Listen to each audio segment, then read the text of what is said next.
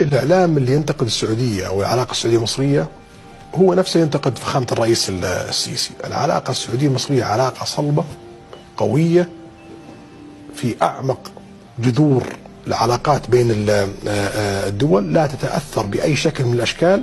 تاريخ مصر والسعودية دائما تقف مع بعضها في كل الظروف وفي كل الأوقات، ولن يتغير هذا الشيء.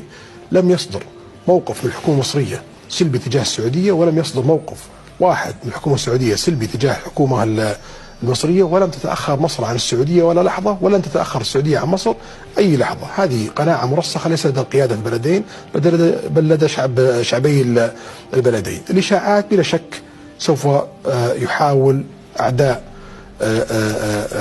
المملكة العربية السعودية أو مصر خلقها بشكل أو آخر، سواء من الدعاية الإيرانية أو الدعاية الإخوانجية لإحداث شرخ بين العلاقة السعودية والمصرية.